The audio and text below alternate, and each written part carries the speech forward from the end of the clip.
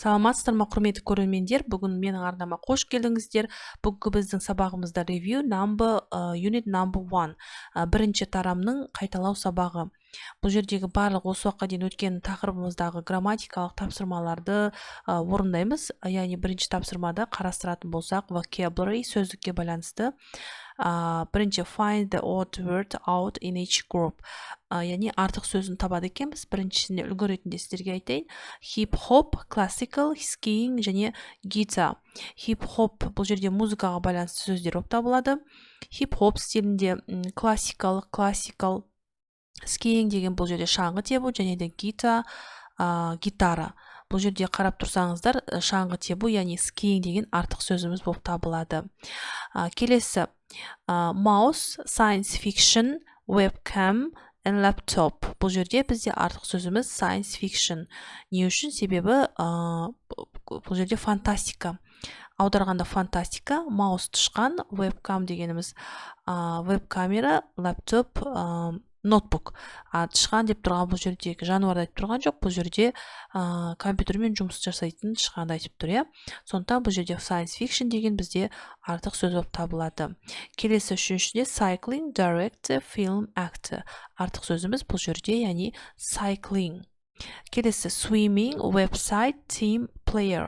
Артық сөзіміз бұл жерде website. Drama, group, program and singer. The odd word will be program. Next, match, ML, taekwondo and tennis. ML дегеніміз, яғни бұл жерде пошта, артық сөз болып табылады екен. Next, complete the sentences with the words in the box. Мына кестенің ішіндегі сөздерді біз мағынасына қарап қойып шығуымыз керек. Can't, жасай алмаймын, қолымнан келмейді деген жандағы сөзге байланысты. Especially, әсіресе, fan дегеніміз фанат, good дегеніміз жақсы, mad деген өте жақсы көру, бұл да жандағы сөзге байланысты, және де prefer, қалау, предпочитать орысша болады. Окей, қараймыз. I am not mad, мінекей mad болады біріншісінде. I am not mad about books. Яғни бұл жерде жаңа айттым ғой, mad деген жандағы сөзге байланысты, яғни бұл жерде кітапқа мен онша қатты қызықпаймын дейді. Бұл жерде қызығушылықты білдіреді. Келесі, my brothers and Астана Airlines fan. Менің ағамның Астанадағы Арланстардың фанаты болып табылады. Okay, I like art, but I'm not very good at it. Good деген жақсы дедік жаңа. Мен өнер сабағынан өте жақсымын, яғни бұл жерде сурет сабағы болуы мүмкін, бірақ мен одан жақсы емеспін. Мен ұнатамын өнер сабағын, бірақ одан мен жақсы емеспін деп тұр. Окей, төртіншісі. We are really into music, especially hip-hop and pop. Біз шын мәнінде музыкаға қызығамыз дейді. Міне бұл жерде into деген бұл жерде, яғни қызығушылықты көрсетіп тұр. Especially, әсіресе, оның ішіндегі hip-hop пен pop стиліндегі музыкаларды айтып тұр. Окей, келесі. I like chatting on the internet, but I prefer meeting friends. Бұл жерде prefer болады. Не үшін? Себебі мен интернетте жазғанды ұнатамын дейді. Достарыммен жазысып сөйлесіп ұнатамын. Бірақ мен достармен кездескенді қалаймын дейді. Мінекей prefer деген жаңа қалау дедік. Окей, соңғысы. I've got a rat, but my mother can't stand it. Бұл жерде can't болады. Менде тышқан бар дейді. Тышқан болғанда үй жануарындағы, енді бұлар шетелдіктер үй жануар ретінде қарайды ғой. Бірақ дейді, менің мамам о нәрсені ұстай алмайды үйінде дейді. Мінекей осы мағынада берген. Окей, next exercise, language focus, exercise number 3. Write sentences with have got, has got, haven't got, or hasn't got. Мына have got бе has got құрылымындағы жай сөйлемдегі, яғни have got бе have got, және де болымсыз сөйлемдегі haven't got, және де hasn't got дегенді қоюымыз керек. Мынау белгіні берген әр сөйлемде X болып тұрған ол, яғни болымсыз сөйлем етіп құрауыңыз керек. Мына жерде белгі ретінде беріп қойған белгі болса, онда ол жай сөйлем болып табылады екен. Оны біз мінекей былай құрайды екенбіз. Біріншісінде my friend have got a good computer game. Бұл жерде қараңыздар, белгі берген соң біз бұл жерде have got немесе has got қоюымыз керек. Бұл жерде my friends деп жерде көпше түрде болғандықтан достарым, менің достарым деп. Сондықтан біз have got-ты мінекей have got-ты алдық, иә? Окей. Келесі, Olivia has got a poster of the Arsenal team. Бұл жерде де мінекей белгі болған соң жай сөйлем болады. Болымды сөйлем. Сондықтан бізде has got деп жазғанбыз. Себебі Оливияны бұл жерде жекеше түрдегі адамды айтып тұр. Бір адамды ғана. Бұны есімдік түрінде алатын болсақ, she болады. Мінекей. Ары қарай, Tim hasn't got a black belt in judo. Бұл жерде мінекей X болған соң, бұл жерде haven't got болу керек, немесе hasn't got болу керек. Біз бұл жерде hasn't got деп аламыз. Себебі Tim деген жекеше түрдегі. Кеттік. We haven't got a CD by Coldplay. Бұл жерде де міне белгі. We есімдігі біз көпше түр болған соң haven't got деп алдық, иә? Келесі, I have got a photo of my class. Бесіншісінде мінекей белгі болған соң have got, I have got болады. Келесі, you haven't got a camera. Мінекей X болған соң болымсыз you have got, you болған соң have got. Келесі бұл жерде мінекей белгі, бұл жерде болымды сөйлем болу керек. Peter has got a horrible rat. Peter болған соң бұл жерде бір адам, яғни has got болады. Келесі бізде болымсыз сөйлем болады екен. Соңғысы, my friends haven't got, немесе have not got pets. Мінекей мына қысқартылған түрі және де ұзақ түрі, бұл жерде толық түрі дегенім have not got болады. Мінекей балалар. Енді exercise number 4. Exercise number 4. Бұл жерде 4-ші тапсырмада біз мына кестенің ішіндегі сұраулы сөздер берген екен. Соларды біз мынау сөйлемнің алдына қолданады екенбіз. Жауабын тауып, иә? Мінекей.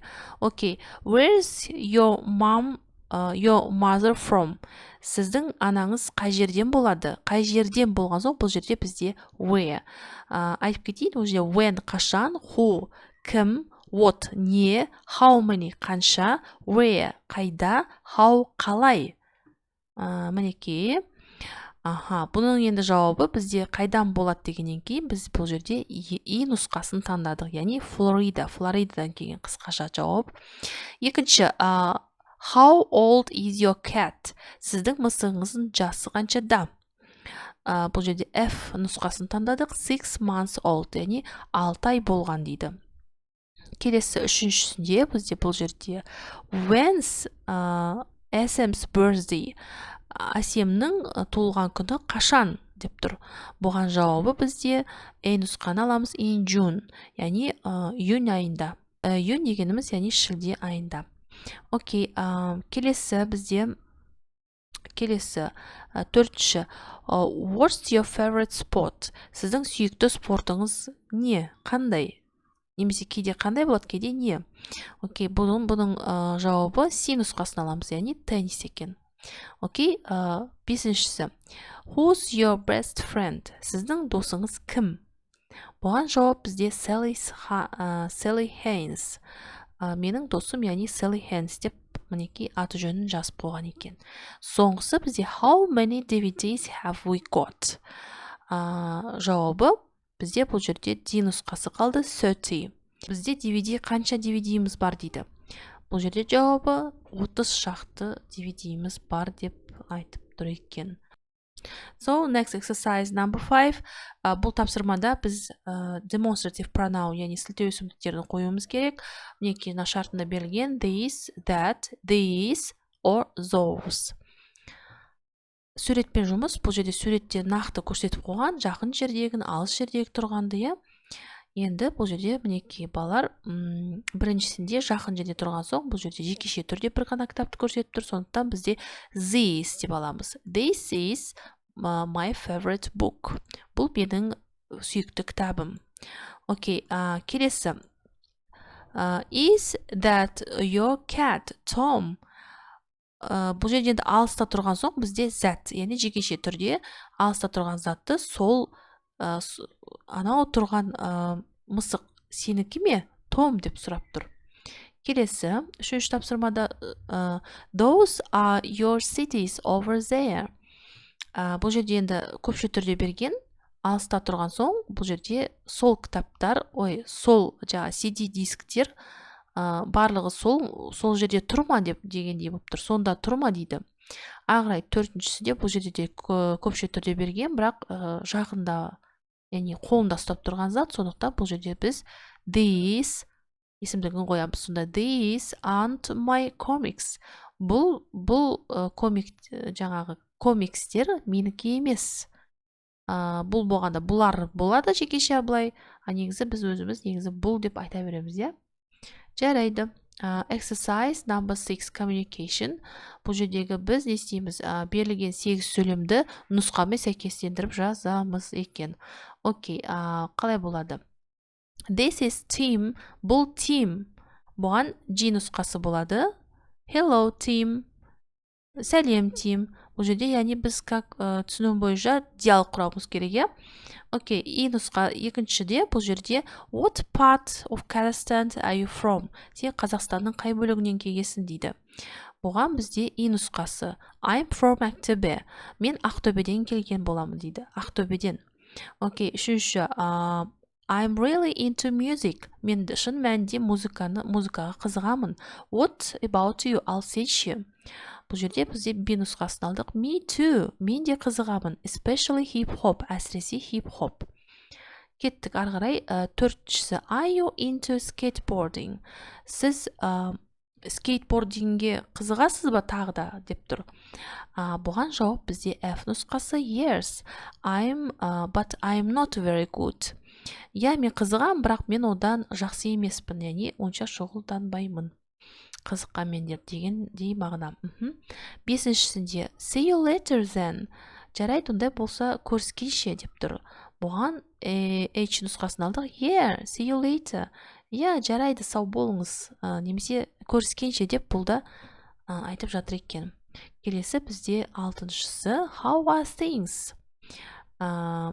How are things дегеннің жауабы бізде not bad. Бұл жерде қайтадан бұл көріскеннен кейін бір-бірімен қоштасқаннан кейін бір-бірімен көрісіп тұрғаны.